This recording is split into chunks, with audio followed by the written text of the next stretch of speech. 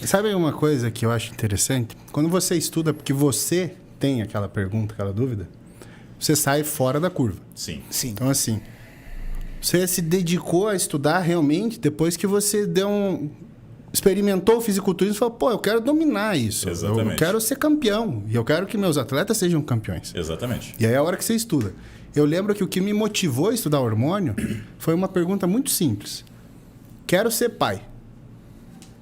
Posso hormonizar quanto eu quiser? E isso fez eu ler todos os artigos que tinha do assunto. Eu ficava lendo tudo, porque eu queria entender aquilo, porque eu queria tomar uma decisão informada. Que é o que a maioria das pessoas não faz. Exato. Então, assim, a minha dúvida era simples, era essa. Quando eu vi, eu ia discutir com algumas pessoas que são profissionais, eu falei, pô, mas o cara deixa muito a desejar. O cara é raso. Uhum. Pô, o cara não consegue responder um negócio tão simples. E aí você vê assim, pô, essa é a diferença do quando você estuda para você, porque você quer saber, do que quando você estuda para ganhar dinheiro. Para tirar nota. Tá, então essa é a primeira pergunta que eu tenho para vocês.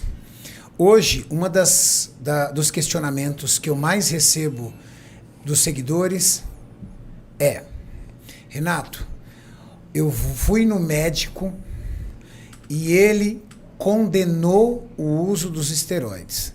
Renato, eu fui ao médico e ele não me deu a instrução sobre isso. Eticamente falando, nós temos que deixar bem claro que o uso de hormônios é para fins terapêuticos. O médico ele vai prescrever se você tiver alguma doença. Perfeito. Porém, toda vez que eu tenho a oportunidade de conversar com algum médico, salvo alguns médicos amigos meus que estudam bastante, como o Dr. Paulo Musi, outros médicos, eu vejo uma profunda carência de conhecimento sobre o assunto. Mesmo sendo endocrinologistas. Eu estou falando besteira? Não, senhor. De maneira alguma. Vocês dão aula para médicos. Você tem um curso de pós-graduação para médicos. Sim. Vocês dão aula para médico. Eu já vi você dando aula para médico. Vocês também percebem hoje pouco conhecimento por parte dos médicos em relação ao uso de hormônios e alta performance? Sim, com certeza. Sim, mas eu já dou uma justificativa boa. Eu acho que é a mesma que eu ia falar, mas pode falar. Em primeiro lugar, assim, se a gente for analisar, aqui ninguém vai ser hipócrita. Tá. Não é. Nenhum de nós três aqui tem que fazer bonito para ninguém. Graças a Deus... Ninguém aqui vai ser hipócrita. Ninguém vai ser hipócrita. Olha lá. Graças a Deus o CRF não enche o saco de ninguém. Não, vocês vão dar aula de bioquímica aqui. É o conselho acabou. das drogas, né? O CRF é o conselho das drogas. Se eu não puder falar de fármaco, eu entrego minha carteirinha. Exato. Mas então, assim, o curso de medicina, a saúde, como a gente entende ela, o curso visa o restabelecimento da saúde, tá? Então, ele é focado em doenças. Doenças. Tal doença acontece tal distúrbio metabólico. Perfeito. Como corrigir? Esse é o curso. Então, se você vai no endócrino pensando que ele fez um curso como ficar monstrão sem morrer, ele não fez. Aliás, eu queria muito dar um curso chamado assim, Como tomar ficar bomba monstrão sem morrer. Exato. Mas não é o objetivo, né? Entendi. Quando o médico vai fazer endocrinologia, ele vai estudar distúrbios hormonais como diabetes, hipotiroidismo. E o cara é craque nisso. Agora, a gente está falando de algo suprafisiológico. Sim. A gente não está falando de algo normal para o ser humano. E, além disso, a gente está associando medicina veterinária com humana numa área extremamente cinza. Sim. Porque não tem como. Não existe nenhum curso no mundo que vai ensinar você a ser um coach. Tá. Sim. Não tem. Aí eu venho.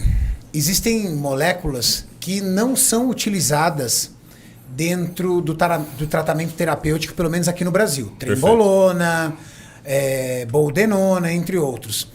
Um médico, ele tem noção da ação desse medicamento, da via metabólica de absorção, das ações dele, ou o que ele tiver, ele vai ter que estudar por fora? Ele não teve isso na universidade? Ele não teve isso na universidade, nem terá por questões éticas. Então, eu até lembro que o Gabriel provavelmente também passou por isso. Quando eu estava tendo aula, né, de fisiologia hormonal, né, na graduação, mesmo os professores que davam aula para a gente davam aula para medicina, né, porque o curso é irmão praticamente.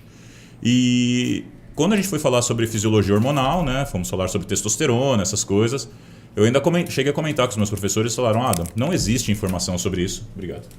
Não existe informação sobre isso. Nós não temos nem como cobrir esse tipo de assunto dentro do nosso programa. Então, vai de você, meu professor falou isso, vai de você buscar artigos, né, para tentar fazer algum tipo de correlação. Porém, aí vem uma questão que o Gabriel também já deve ter se questionado. Não existe um trabalho, né, que avalia doses suprafisiológicas, aliás, toda dose é suprafisiológica, né, de trembolona, estanozolol, oxandrolona em seres humanos. Não existe. Você tem clinical trials para poder avaliar, por exemplo, o uso de oxandrolona em indivíduos queimados. Então entra, que nem o Gabriel falou, a medicina estuda formas de restabelecer a saúde. Estudo de estanozolol para poder reverter, por exemplo, uma patologia lá X. Né? Eu já vi estudo de estanozolol para a questão de osteoporose, por Osteoporose, por exemplo.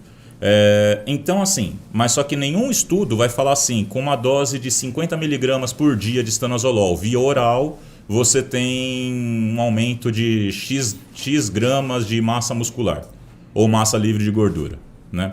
Ou então com trembolona. Ao contrário, na veterinária existe isso, né? Tanto que trembolona é um medicamento veterinário.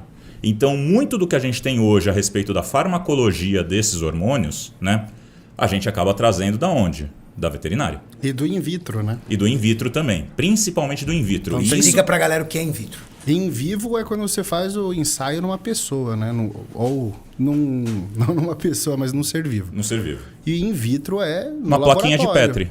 Plaquinha de Petri. Em laboratório. Em laboratório. Então, assim, muito do que a gente estuda, inclusive o doutorado do Adam vai ser nessa área, é in vitro. Na verdade, não. O meu vai começar ainda antes. Vai começar em sílico. Ou seja, eu vou começar primeiro avaliando tudo dentro do ambiente computacional. Justamente para poder reduzir o número de cobaias, comitê de ética. Modelagem molecular. Modelagem molecular, exato. É um AutoCAD farmacêutico. Tipo isso. Se alguém assistiu Homem-Aranha, vai entender isso daí. Quando ele Mas começa isso- a mexer nas moléculas, moléculas exatamente. ali. Isso aí é uma semeadura em estria. Isso é mais na parte de microbiologia. Isso. Não, é que eu só coloquei placa de Petri aqui pra galera ver o que, Tá. que é. Não, mas o que ele quis dizer da placa de Petri é que é ensaios em laboratório. Não tem nada a ver com É placa tipo de o bebê Petri. de proveta. Ele não nasce Isso. na proveta, mas... Isso. Ele não nasce na proveta, exato. Não é na placa de Petri. Ele nasce no laboratório. Então eu errei, foi mal, galera.